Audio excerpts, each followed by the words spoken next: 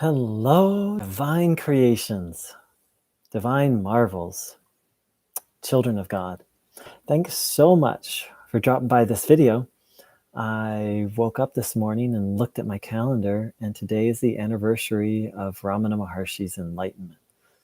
And I felt inspired to spend a little time reflecting on Ramana and his teachings. And I'm excited to do that live with some people, and so welcome. So, but before we get into too many words, I'd love to read too many of my words. Let's get into some words of Ramana. He said, "Grace is always there. You are neck deep in water and yet cry for water. This passion cannot be acquired, nor the realization of the truth, nor in inherence. Inherence in the self." That's interesting. Inherence in the self, in the absence of the Guru's grace, but practice is necessary. So again, grace is always there. You are neck deep in water and yet cry for water.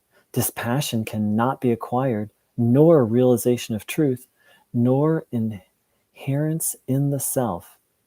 It must be a typo. I'm guessing it's saying adherence in the self, in the absence of Guru's grace. But practice is necessary. So right from the start, let's recognize the ultimate truth that grace is all around us and in us. We can recognize that intellectually. And then let's recognize the need for Guru's grace, and let's recognize the need for our own practice and our own efforts. And let's spend a little time calling on whomever you consider to be a guru. I've said it many times. I'm not a guru. I'm just a yogi, a bhakta, which means a devotee of God. So please call on the spiritual being, who the guru, the teacher, whom you have the most trust in. And let's spend a little time taking in that grace, recognizing that grace, recognizing that we're neck deep in it with the help of the Guru, with our own efforts.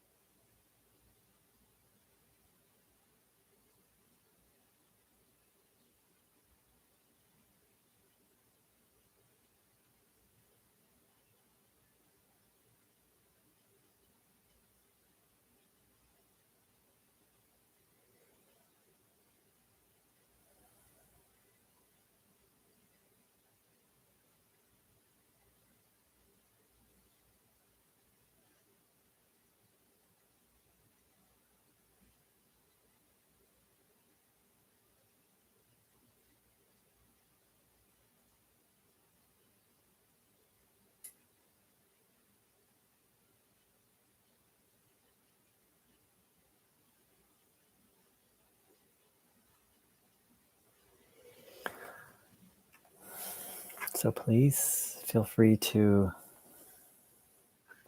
continue that practice or your practice as I share a little bit.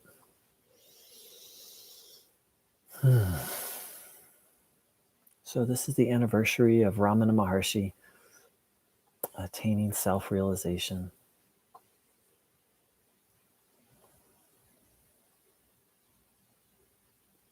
The first thing that comes to my mind is that just a reminder that self-realization, enlightenment, moksha, nirvana, different names, salvation from a spiritual perspective is possible. Let's remind ourselves that it's absolutely possible to be at peace always. Ramana Maharshi, I don't have the exact quote, he said, something along the lines of, if I did it, you can do it. What I obtained, you can obtain. According to the Hindu tradition, we are very lucky to even heard of the idea of enlightenment, much less to have an interest in it. It's considered a great grace. So let's celebrate that we've heard of such a thing, and let's celebrate that we've heard of such a beautiful being, such as Ramana Maharshi, and that we feel a draw, a desire for that peace. Marian wrote, heartfelt gratitude to Ramana Maharshi. Beautifully said. So,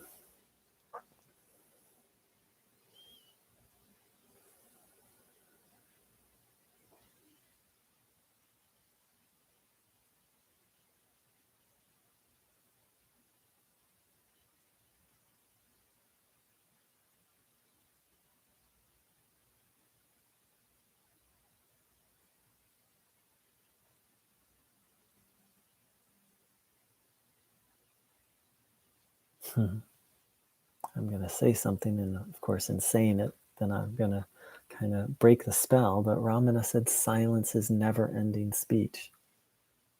That there's always a divine conversation going on, and I would argue that it's beyond words, and that words very often interrupt that divine conversation. You could say divine connection.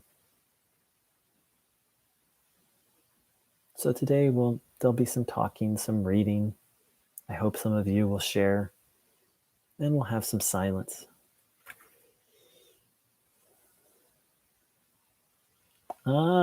Jason. Welcome, Jason. Good. I'll share a little bit about Ramana. So Ramana Maharshi was born in the late 19th century. In fact, I'm going to go right to the Wikipedia article. God bless Wikipedia.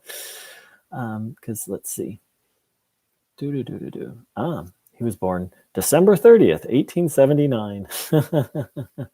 And he was in his body until April 1950.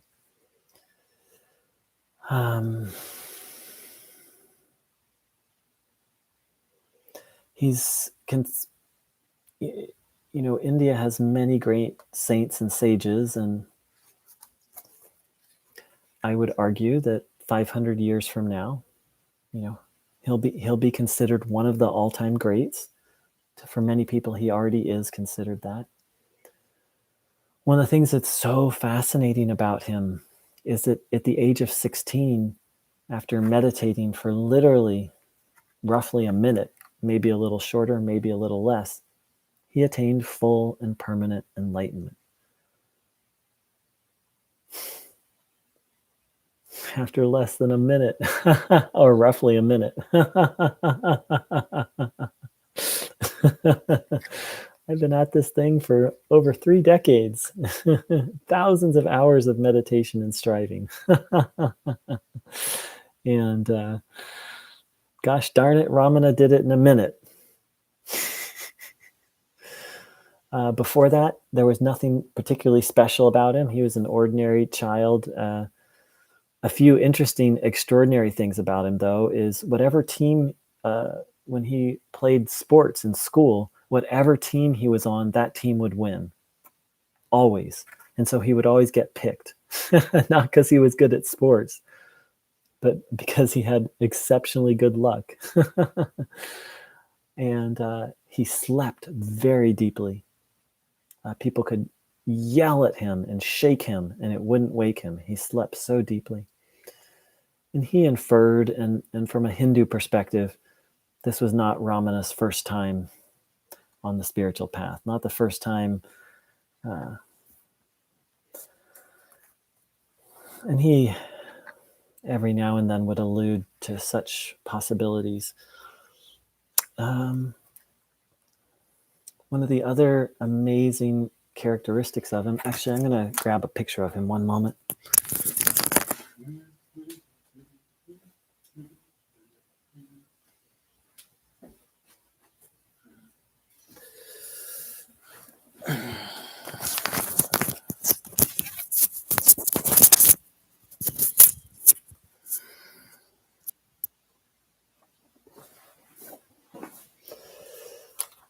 And here's the guy we're talking about. Look at that face and smile, and look at those eyes.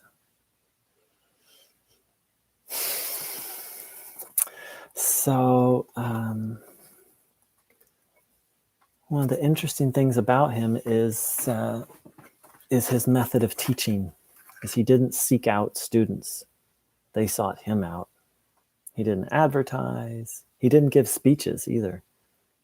He would just have one-on-one dialogues with people, and sometimes he wouldn't even talk.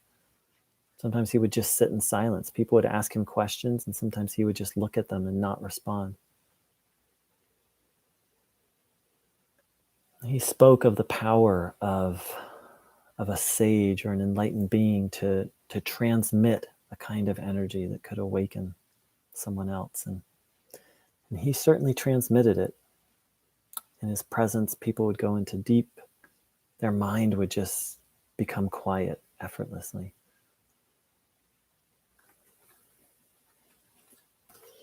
So that's a very brief biographical sketch.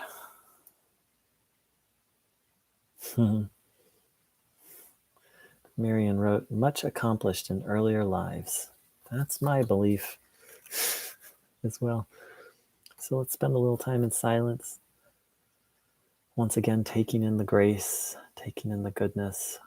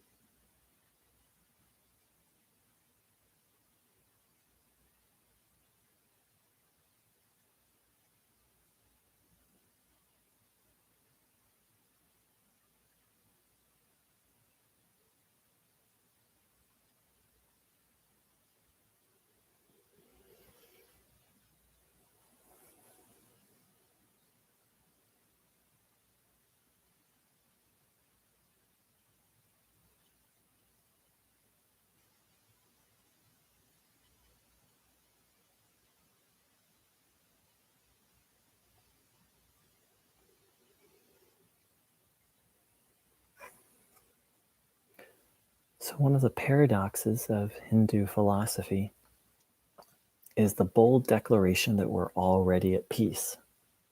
What? I'm already at peace? What are you talking about? Duh, I just had a crappy day. What do you mean I'm always at peace? Well, the claim is, and Ramana verified it in his own experience and then was able to live it, is that there is a part of us that is peace. In Hinduism, they call it Atma, or how to even translate Atman or Atman. You could say soul, but that doesn't come close. It's more like the divine spark, the divine spark within us. And while there are many, many different schools of Hindu philosophy and Hindu thought, they all aim, from different angles, they all aim at this goal of eternal peace. And not even eternal peace when you die, but preferably to find eternal peace while here in a body. And Ramana said that he found it. Maybe more accurate, that it found him. So how to attain that peace? Well,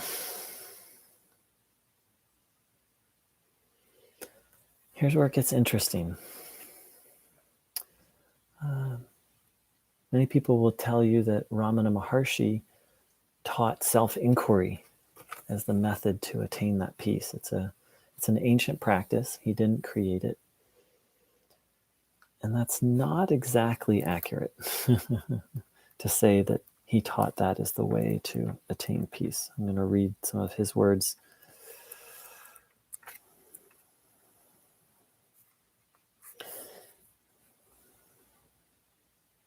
There are only two ways in which to conquer destiny or be independent of it. One is to inquire who undergoes the destiny and discover that the self is not bound by it. Self with a capital S, meaning the Atman.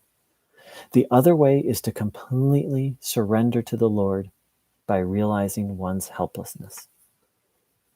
So ultimately, Ramana taught that there are two paths to attain this peace. And he was also very supportive of other practices, which led to or prepared one for this. He spoke quite a bit about pranayama, breath control. He spoke about karma yoga, about bhakti yoga, about mantras. He even spoke about classical kundalini yoga, which is different from sort of the modern incarnation we have of it.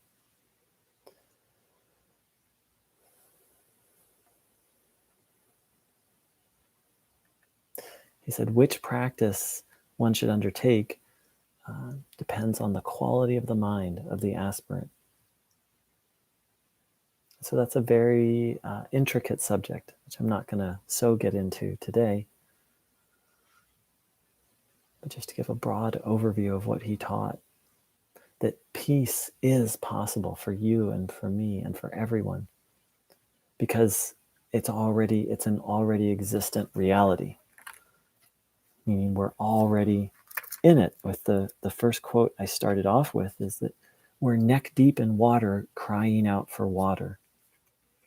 And so the spiritual path from a Hindu point of view is to attain what we already have, or maybe more accurately, to remove the blocks to the awareness of this ever-present reality.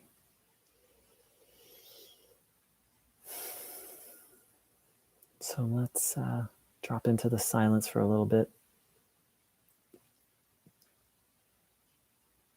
reflecting on all this.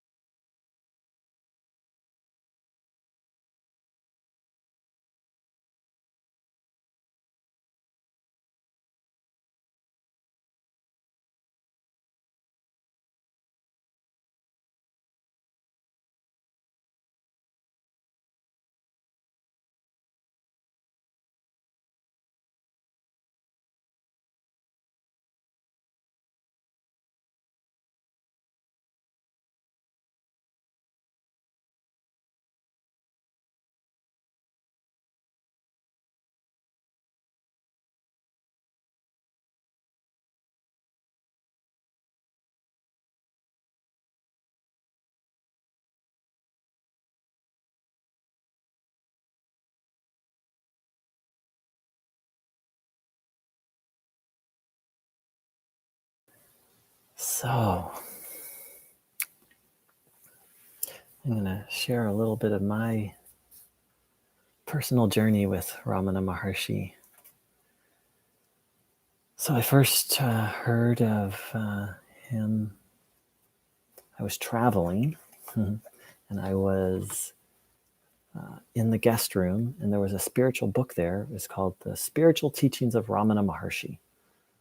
And there's a picture of Ramana on the cover, and it looked very peaceful.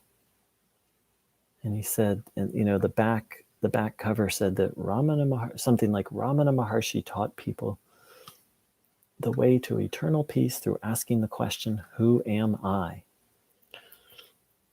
And so I just looked at the picture of him, and I was like, "Well, who am I?" Like I didn't know,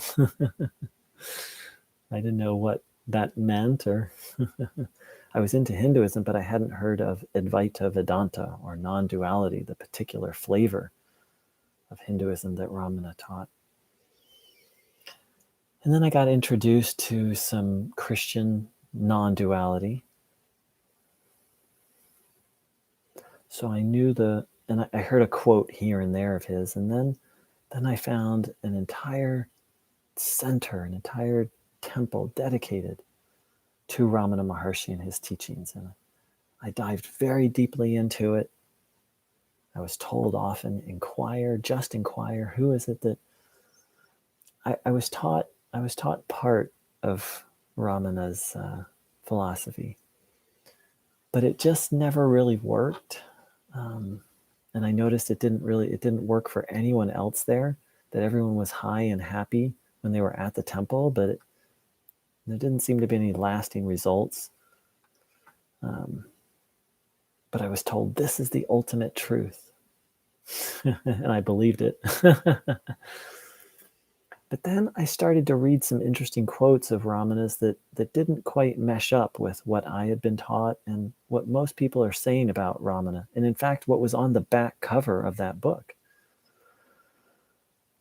Yes, Ramana did spend quite a bit of time talking about self-inquiry, but he spent a lot of time talking about other things as well, about the path of love. As I mentioned, pranayama and surrender and mantras and even reincarnation and many, many other topics. So one day I was looking at a picture of Ramana, and I just had the strongest feeling of this being is just such a pure emanation of love. Not romantic love, not the wild, out of control, skip through the streets kind of love, but almost that paternal or maternal, sweet, caring love. And I just looked so deeply at the picture, and I was just like, this guy is all about love, and everything else is just like trying to get people to that love. And I doubted that insight, but it felt very real, very true. And then as I read more and I studied more of Ramana, and I studied also his life, I began to realize I think I'm actually onto something there. So here are a few quotes of Ramana about love. The eternal, unbroken, natural state of abiding in the self is jnana, which means knowledge, but not intellectual knowledge. The knowledge of God or knowledge of self. To abide in the self, you must love the self. Since God is verily the self, love of the self is love of God. And that is bhakti, devotion. Jnana, knowledge, and bhakti, devotion, are thus one and the same. The end of all wisdom is love, love, love.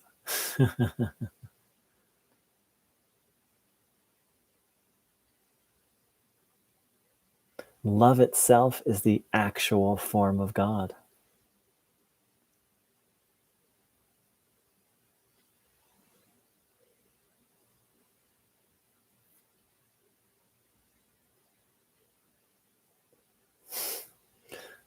I really like that one. The end of all wisdom is love, love, love.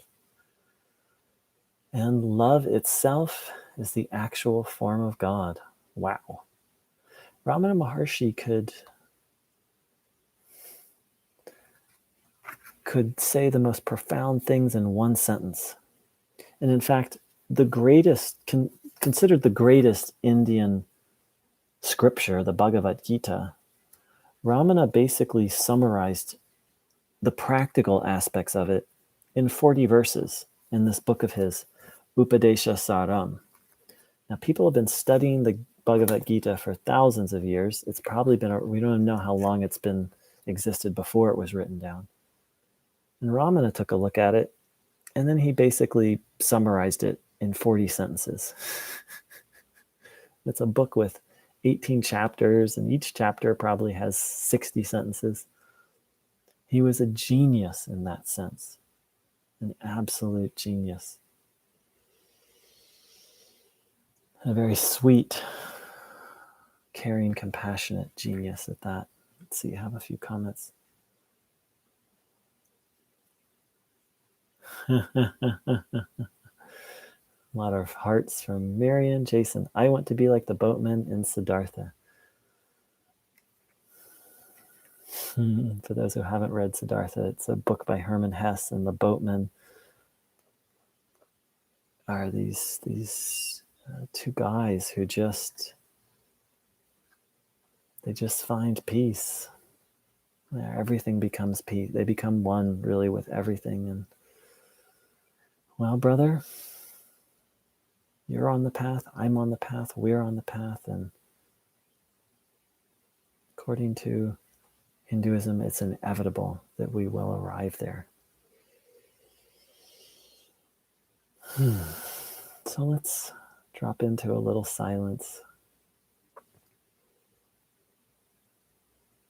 Let's think about love, the actual form of God, the end of all wisdom.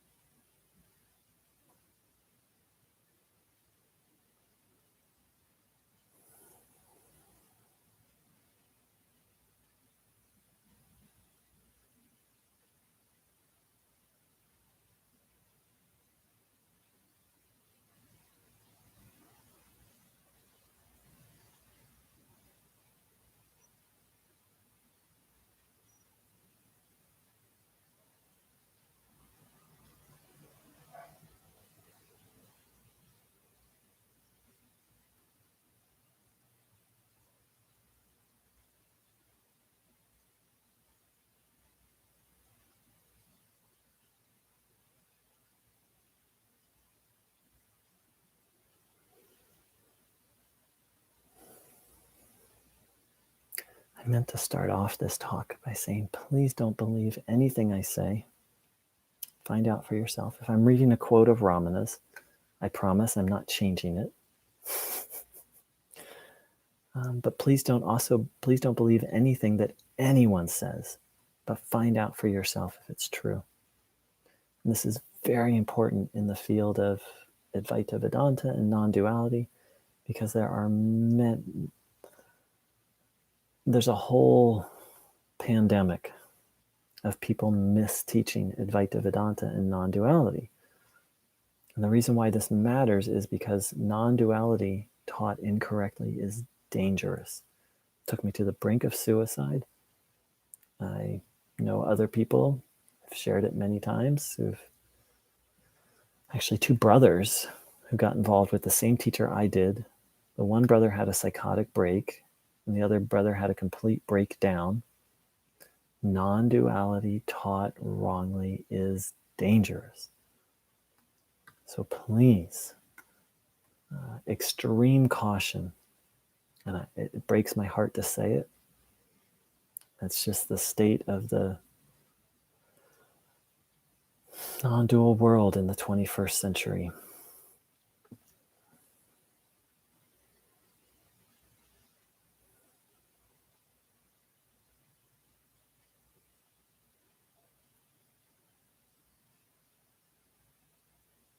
So for years, I was told to just inquire, that that would solve all my problems, that that was the ultimate path. Yet when I read Ramana Maharshi's teachings, he would say something different. He would say, only people who have the proper qualifications should inquire. And in the one book he wrote, he only wrote one book. Everything else was other people writing down what he said and arranging it. In the one book that he wrote, he doesn't start with self-inquiry. It's in essence, a 4-stage process, and self-inquiry comes in the 4th stage.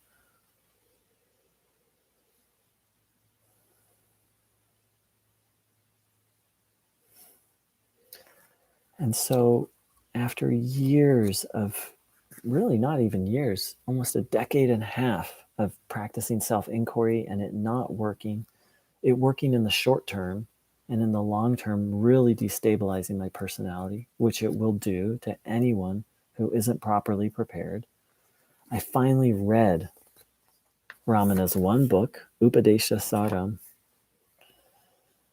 and noticed that it starts with karma yoga and then moves on to bhakti yoga and then moves on to pranayama, breath control, and certain forms of meditation, then self-inquiry. So I'm happy to say I've put such things aside, and karma yoga is all about serving God, and bhakti yoga is about worshiping God, and it's kind of built in this idea of a relationship, of there's a me and there's a God. Ramana Maharshi claims that in the final stages of the path, that is melted into a union.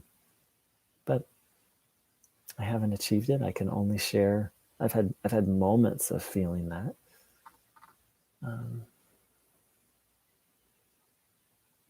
I don't feel that it's healthy to really speak about or teach about something one hasn't experienced.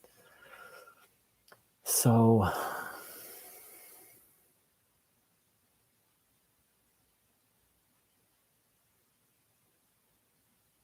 it's interesting. So I went on this spiritual journey where I thought I was following the teachings of Ramana Maharshi, but actually I was following someone's interpretation of those teachings. But ultimately, the presence and power of Ramana and his actual teachings saved me. Saved me from those misinterpretations.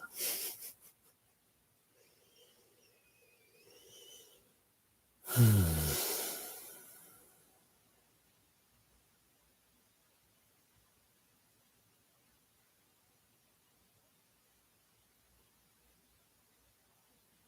I'm not sure. I may have a few other things to say, but if anyone wants to share what they're feeling or share any thoughts or questions, I don't know. Oh my gosh, I just found it. But when I really didn't know who Ramana Maharshi was, I just know a little bit about him. I saw this picture and I purchased it. I purchased this picture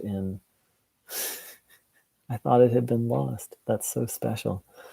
I purchased this picture in 1999, before I really knew anything about Ramana. And it's the only spirit. I've bought and sold and given away a lot of spiritual things. This is the thing I've owned the longest, and that's so special to me that I just found it. I really thought it had been lost. I didn't know who this guy was. I knew, like, I could just a couple sentences, Like, here's what it says on the back. Ramana Maharshi, attaining sudden self-realization at the age of 16, Ramana Maharshi, 1879 to 1950, is one of the great sages of modern India. On the holy mountain Arunachal, he taught seekers to meditate upon the question, who am I? He wrote, one can thus attain immortal consciousness and awaken to the true self, God, the real nature of man. So again, that's the myth. That's only part of what he taught.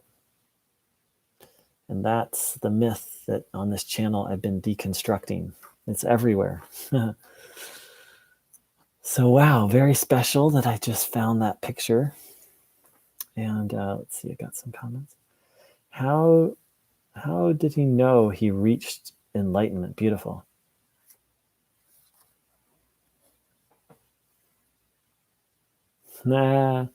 Great. Okay, Jason, that's a fantastic question. So I'm going to read a few of his words on it.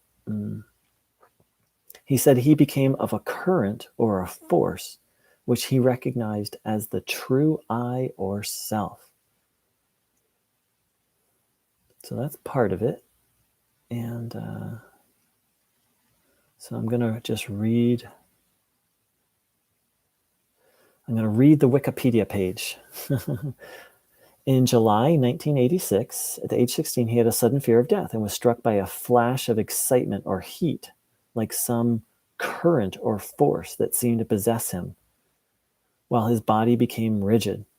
He initiated a process of self-inquiry, saying, what is it that dies? And he went through this whole process of like, okay, he imagined his death. Like, okay, the body is dead. Okay, my senses are dead. Okay, the vital energy within my body has gone. My awareness of the world is gone. Is there anything that remains? He concluded that, and I'm going to read more from the Wikipedia, he concluded that his body dies, but this current or force remained alive and recognized the current or force as his self or Atman.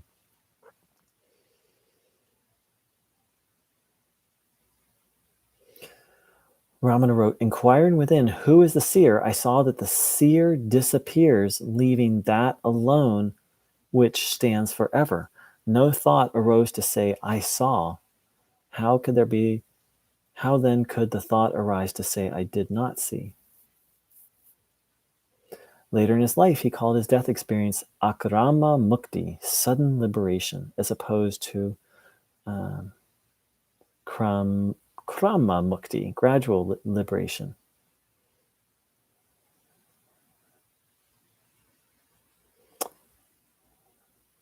After this event, he has interest in his school studies, friends, and relation. He was absent-minded at school, imagining and experienced God would suddenly drop down from the heavens before me. Avoiding company, he preferred to sit alone, absorbed in concentration on this current or force, and went daily to the Meenakshi temple, ecstatically devoted to the image of the 63 Narayamas and of Nataraja, a form of Shiva, wanting the same grace as was shown to those saints, praying that he should have the same bhakti that they had, and weeping that God should give me the same grace he gave to those saints. Knowing his family would not permit him to become a sannyasi, which is a renunciate monk who gives away all their possessions, and leave home, Venkantaram, that was his name at the time, Raman, slipped away, telling his brother he needed to attend a special class at school. So then he left home, and so that's the story. How did he know? Very simply, he became aware of something, and for the rest of his life, he never became unaware of it. He called it by different words, the self, God, this current or force. And then that awareness never left him. And this feeling that he was one with this force never left him. In fact, he never slept. Well, I don't know when that started, but at a certain point in his life, he no longer slept. He didn't need to sleep anymore. It's pretty amazing. Marion wrote, have practiced many different disciplines, but generally find meditation plus surrendered devotion to work for me. Yes, myself as well. Surrender and devotion are the path. And that's exactly what Ramana prescribed. First, surrender and karma yoga, then bhakti yoga. Then anyway, it's, yeah, beautiful. If anyone else wants to share anything or have any questions.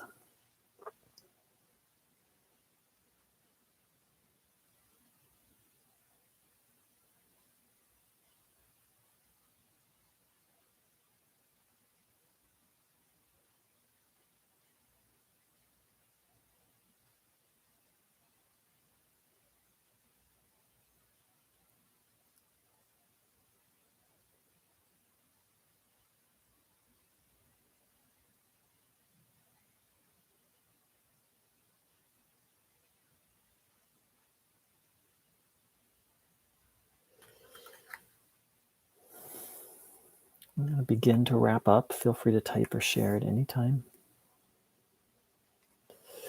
I'd love to read a few of my favorite quotes of Ramana's. The self, and for Ramana, the self with a capital S is another name for God. The self is a powerful hidden magnet.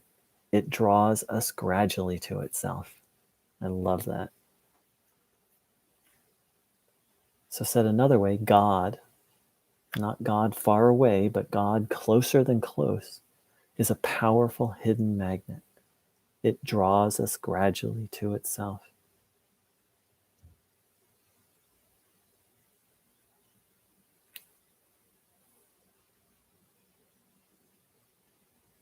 Marion wrote, in the end, it's all grace, though we must make effort too. It's a paradox beyond words. Ramana said it's only by the grace of God that you think of God, and yet Ramana was adamant that effort is necessary. Jason wrote, I feel like I have moments like that, but can't consistently remain there. That's the whole thing. Anyone can practice self-inquiry for a moment and just abide in that peace. And that's why, Ramana taught a systematic process of preparing your mind to hang out there more and more often. And so Sanatam Dharma, which is the fancy name for Hinduism, the more proper name for Hinduism is a term that was given to it by Westerners. Sanatam Dharma says that peace is always there. But we have this interesting thing, which they call by different names, the subtle body is what I'm most, the subtle body is in essence the mind, the personality. But the personality has this habit of turning away from it and turning towards objects and then forgetting about. So it's not that the peace is gone, it's that the direction is turned.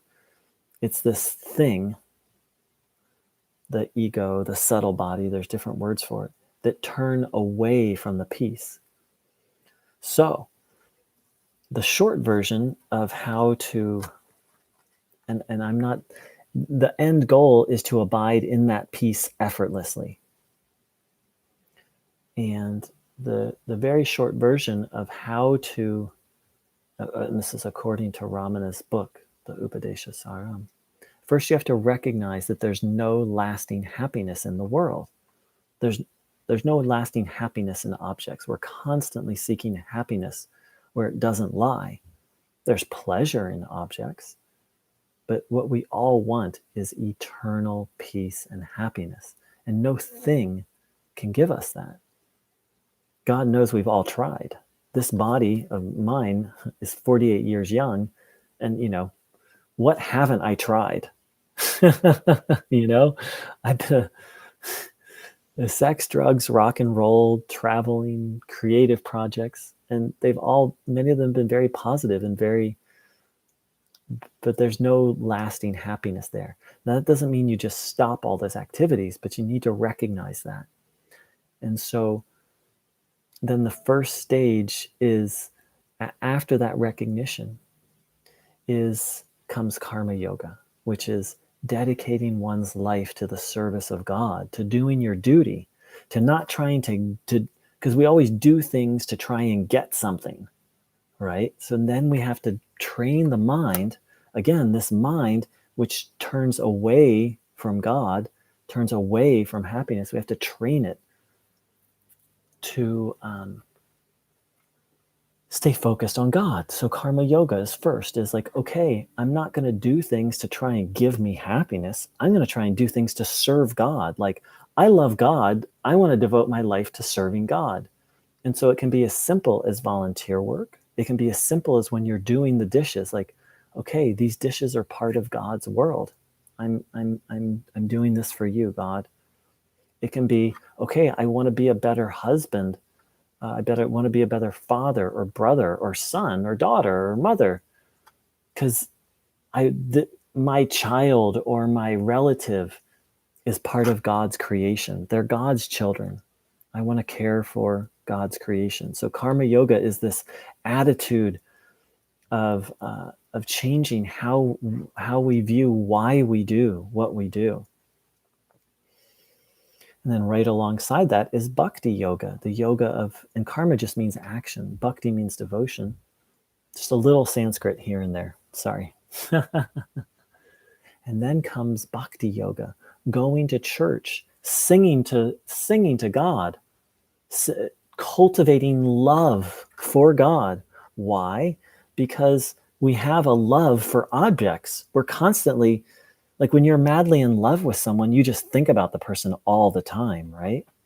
Well, all of us here have fallen in love with the world in not a good way. Like, we think the world is going to give us happiness and we're obsessed with it. And so we think about it all the time. The solution to that is bhakti yoga, is falling in love with God. That doesn't mean neglecting your duties, but cultivating love, cultivating a relationship, singing to God. Hinduism is, one of its gifts to the world is teaching people how to sing devotional songs.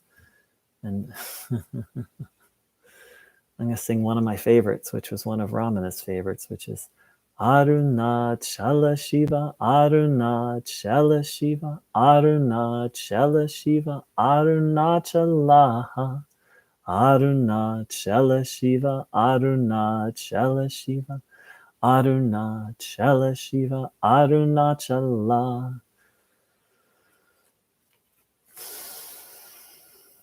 And then having a meditation practice where you literally close your eyes and turn within. There are many different types of meditation, and to begin to train the mind. So that's the sort of the beginning of, and I'm not qualified to teach much beyond that because I haven't completed the journey. So, but your point is well made, Jason. We all have moments of that divine peace. And so what Ramana taught was a systematic way of, well, first of all, he taught individuals. He met them where they were and he gave them guidance. And then he also wrote this book that goes over the full path. And I've just explained the first maybe 10 verses of that book.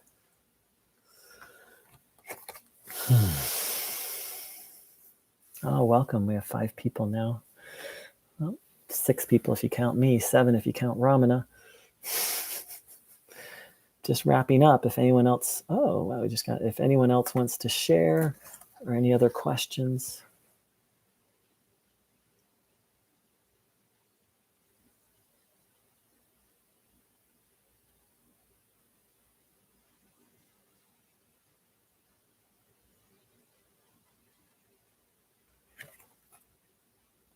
Oh, I love the question. Someone said, are there any great gurus alive today?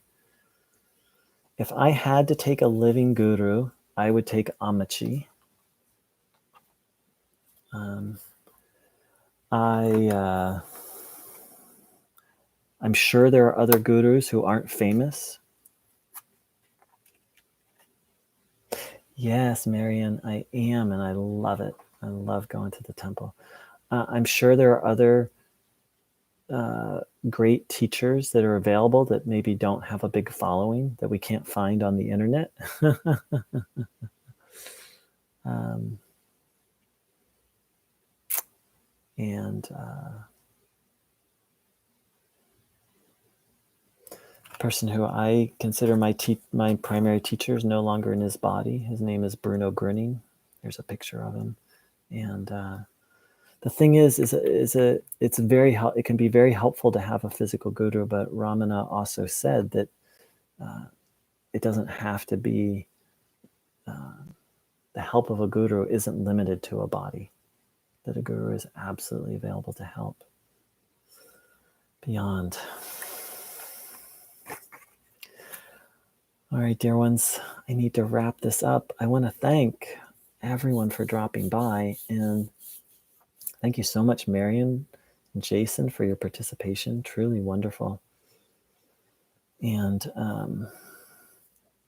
if you want a more in-depth view of the subject, I recommend this book, The Essence of Enlightenment by James Schwartz. If you want more about Ramana Maharshi, this is a great book, The Sayings of Sri Ramana Maharshi. I love this book because it covers a lot of different topics and a lot of topics that most you don't hear in many satsangs. It gives a nice overview. If you want a lot more, Be As You Are by James Goodman, though it's truly quite a bit. I would recommend for anyone who's drawn, starting with this one, The Sayings of Ramana Maharshi. And once again, the book I referenced is called Upadesha Saram, the book that Ramana wrote, the one book he wrote. Yoshi wrote, I'd make a good guru. There's only one problem with that, is I haven't attained permanent realization. So, I mean, I already teach a number of different things, and I'm thinking about teaching as much of Advaita Vedanta as I'm qualified to teach. And I'm definitely not qualified to be a guru. So my definition of a guru is a being who has no ego left and whom you can entrust yourself completely. A being who you can trust your absolute destiny to. That's my definition of a guru. I have high standards. And I'm praying on, I may start to teach on as much of Advaita Vedanta as I can.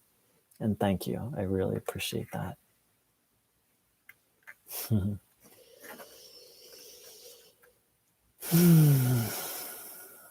right, dear ones, let's close with the way we opened, with some silence.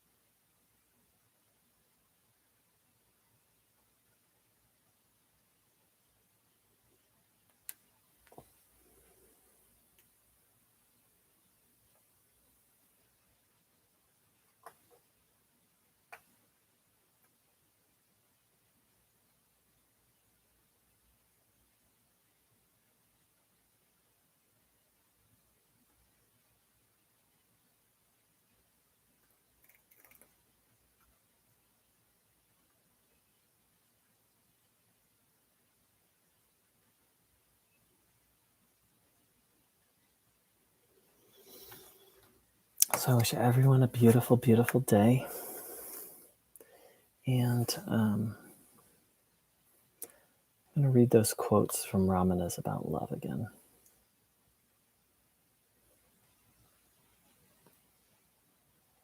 The eternal, unbroken, natural state of abiding in the self is jnana, knowledge. To abide in the self, you must love the self.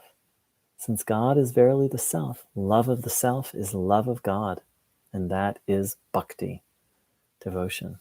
Jnana, knowledge, and bhakti, devotion, are thus one and the same. The end of all wisdom is love, love, love. Love itself is the actual form of God. Let's close on that one. Love itself is the actual form of God. So I invite everyone to spend a little time looking in their eyes in the mirror, looking in the eyes of someone else or a beloved animal friend. And you just might see something sacred, divine, and holy looking back at you. Take care, angels. Big love.